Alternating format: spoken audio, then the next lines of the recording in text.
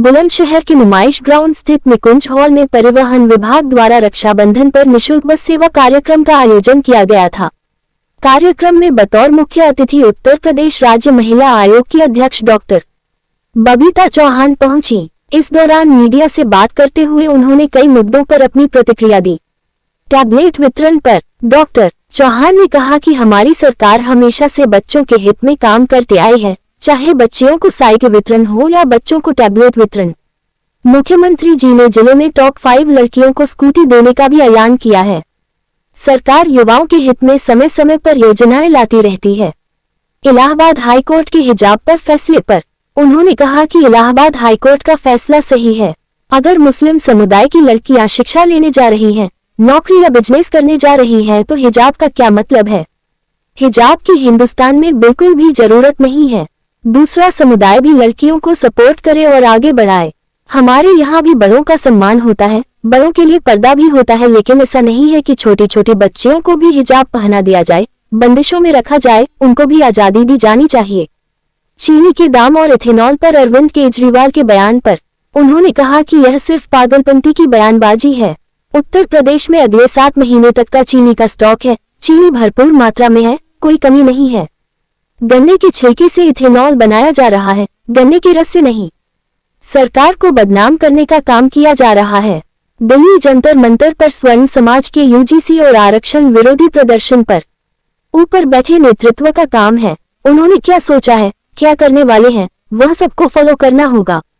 कंगना रनौत और तापसी पन्नू के social media विवाद पर सोशल मीडिया पर जितनी फुहरता होती है, अच्छे परिवार के लोगों को कम से कम उसे प्रमोट नहीं करना चाहिए। किसी की पर्सनल लाइफ, किसी के माँ बाप के बारे में अभद्र भाषा का प्रयोग किसी को नहीं करना चाहिए।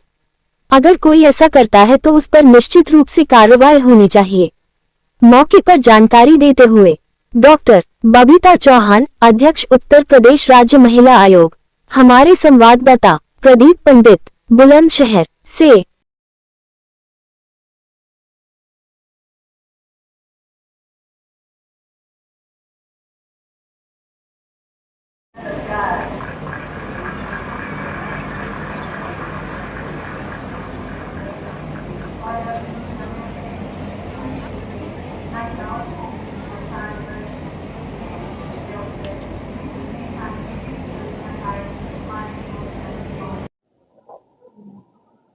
मैम, कल कैबिनेट की मीटिंग हुई है, यूपी कैबिनेट की। उसमें एक प्रस्ताव पारित किया है जिसमें जेएनजी को 25 लाख टैबलेट देने का फैसला किया है। इस फैसले को आप किस तरह से देखते हैं? देखिए, मैं एक बात कहना चाहती हूँ आपसे कि ये कोई ऐसा फैसला नहीं है कि जो सरकार पहली बार जेएनजी के लिए कर रही है।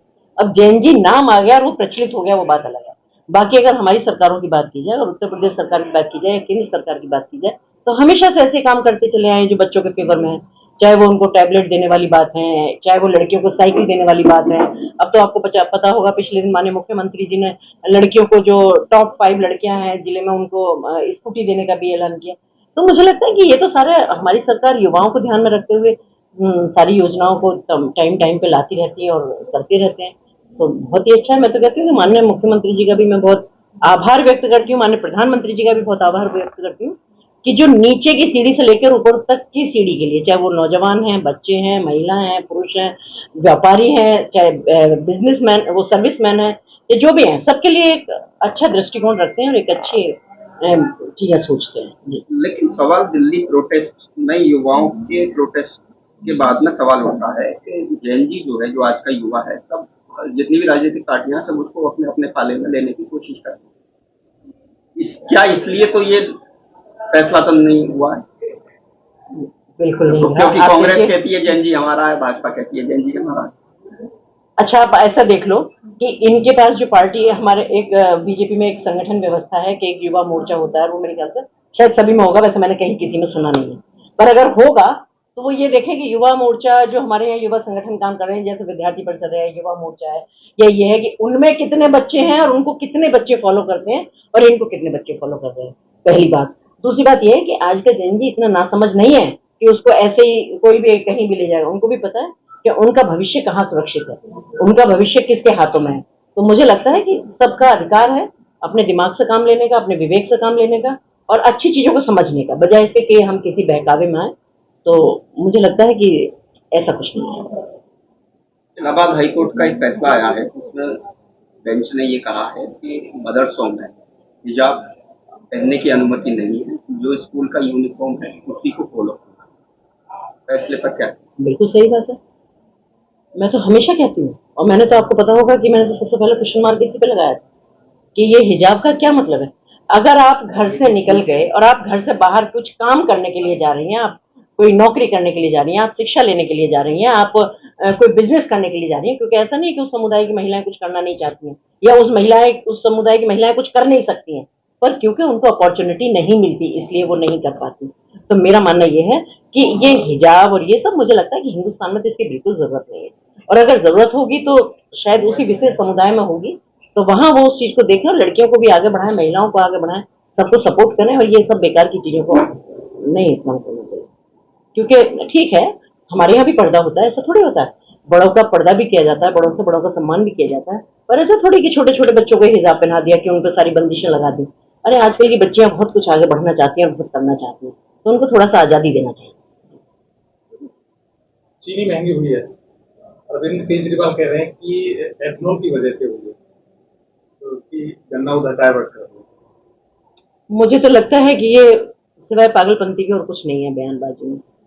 एथनॉल की बात की जाए तो वो आपको पता होगा, हम सब जानते हैं कि वो गन्ने के छिलके से बनाया जाएगा, ना कि गन्ने के रस से, और चीनी बनाई जाएगी गन्ने के रस से। आपने कल सुना होगा, माननीय मुख्यमंत्री जी ने भी बयान दिया था कि हमारे पास अभी इतना स्टॉक है चीनी का कि अगले 7 महीने तक भी अगर खूब भरपूर चीनी खर्च होगी उत्तर प्रदेश में, तो अभी उत्तर प्रदेश में चीनी खत्म होने वाली नहीं। अचानक से इतनी महंगी क्यों?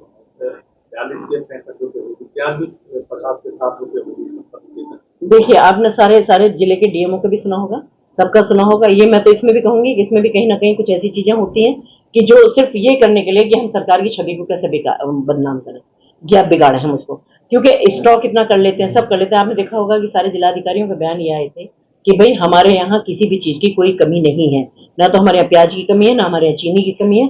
तो इसलिए इस चीज को कि हम ब्लैक में खरीद रहे हैं या हम स्टॉक कर रहे हैं कि आगे नहीं मिलेगी, तो इन सारी थोड़ा सा जो ये अफवाहें हैं इनसे थोड़ा बचना पड़ेगा। बाकी रहा सवाल थोड़ा सा, तो देखिए सब चीजें थोड़ी ऊपर नीचे तो होती रहती हैं। आपको पता है कि जब चीजें एक सिस्टम के साथ ही चलती हैं, तो मुझे नहीं लगता कि ऐसा कुछ। बीबीसी के विरोध में स्वर समाजवाद जो उसका प्रदर्शन कर रहा है, आरक्षण को लेकर अब इसमें तो मैं क्या कहूँ, ये ऊपर नेतृत्व की बात है कि भाई उन्होंने क्या सोचा है, कैसे किया है, क्या करने वाले हैं। तो ये तो जो सिस्टम होगा, जो उनका होगा, सभी फॉलो करना ही पड़ेगा, जो भी होगा। सांसद कंगना रनौत और एक्ट्रेस तापसी पन्नू के बीच में सोशल मीडिया पर तकरार चल रही है, जिसमें कहा गया है कि कंगना ने तापसी को फिर एक बार सस्ती कॉपी कहा है, और तकरार इतनी पहुंच गई है कि परिवार और परवरिश तक आता है। एक महिला के तौर पर आप इसको किस तरह से?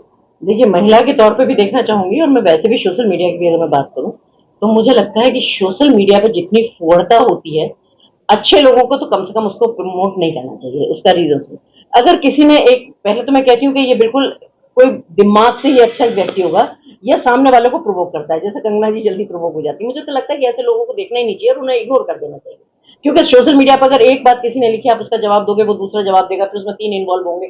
तो मुझे लगता है कि सोशल मीडिया का जो ये इस तरह का खेल है, इस खेल को नहीं खेलना चाहिए।